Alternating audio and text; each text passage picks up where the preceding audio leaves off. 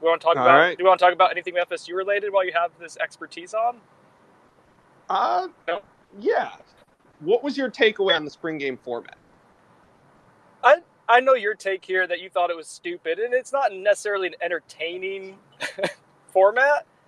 But my Mm-hmm. man, like they went 5-7 last year. They won 3 games the year before. They haven't had a winning record since 2017. You can worry about entertaining people in April, like after you go to a freaking bowl game and win one.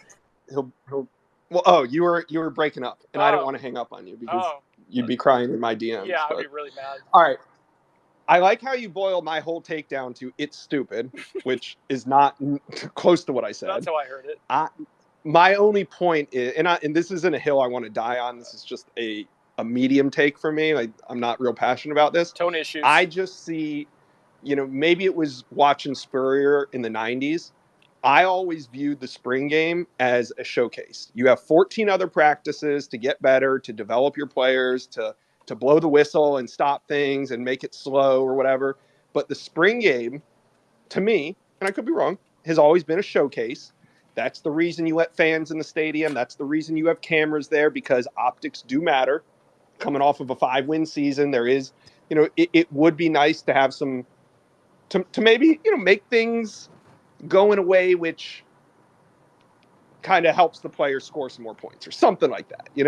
Something to open it up, have a little fun. The cameras are there.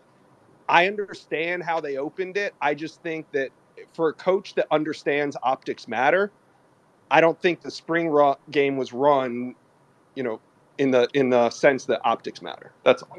The broadcast, from my understanding, like we're looking at the broadcast, and it was tough to watch replays on there. And I Mm-hmm. understand people who actually like were there having to listen to it didn't get a whole lot of information from it. I don't think that did them any favors in terms of like explaining what was happening with like that 2-point drill. I don't know if that was said on the broadcast or Yeah. not. But yeah, I mean, there's definitely things that could be better. But I'm not super. I don't know. This is coming Yeah. from someone who watches 3 hours of practice every other day for a month and a half and is like totally entertained by it. So like that was fine for me. Yeah, I get it. All right, before I let you go, I got a Real quick, question for you. Josh, your point though was that FSU football in 2022 isn't as entertaining as Steve Spurrier fun and gun in the 90s. Was that your point? Yeah, that's my point. Okay. You always boil it down, and you get exactly what I'm trying to say. All right. What's the percent chance Florida State lands Amarius Mims? I explained it. I can give you a number, but like I think the best way to describe it is I think FSU is the clubhouse favorite, but I'm not at the point where I would take FSU versus the field. If that makes so, like maybe like 30%. Yeah, who is the field? I mean, we don't really know the field, but yeah. You're putting it at 30%. There you go, folks. Yeah, Brendan Simone you know entered what? a crystal ball of 30%. 33%. 33%. 0.3 Gotcha. repeated. I mean, all right, Brendan. Do we want to like who are the we have like rumored names that we feel decent about? Yeah, I mean, I feel good about mentioning 4 names: Ohio State, Miami, and Texas, along with FSU. Okay. Those are the names that that I've been able to kind of get out of this recruitment, but I'm not sure there's not more. So anyway, fun stuff. All right, Brendan, thanks for checking in. Love you, bud. Love you guys. Bye.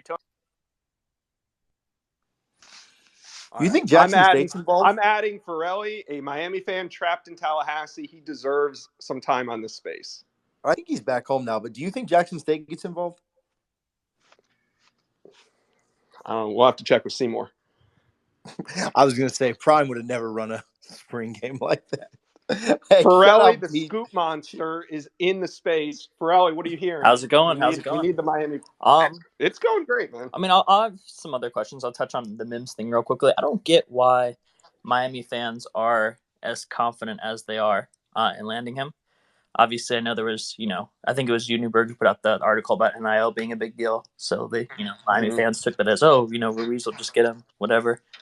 But Miami didn't really have any connections with him previously. I know they didn't really even talk to him up until about a day or two ago.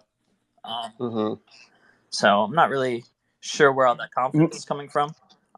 Yeah, the only thing to play devil's advocate on Miami's confidence when it comes to NIL, if money was the most important factor, then why leave Georgia? Like, if there's a team sitting on a pile of more money right now than Georgia, like it's probably only Alabama. Yeah. So I think Miami, obviously has a their hat in the ring. They've got, really good offensive line coach, Mariball. They've got Cristobal, whose focus is the offensive line. He was an offensive lineman.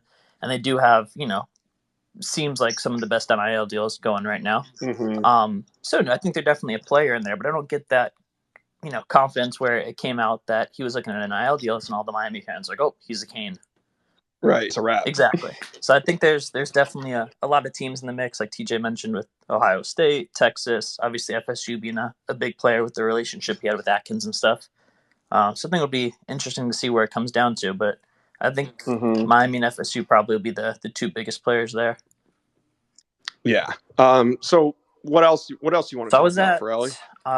Are you still in Tallahassee, by the way? No. I'm down back in South Florida now. I was back up in Tallahassee about 2 weeks ago for one of the first spring practices.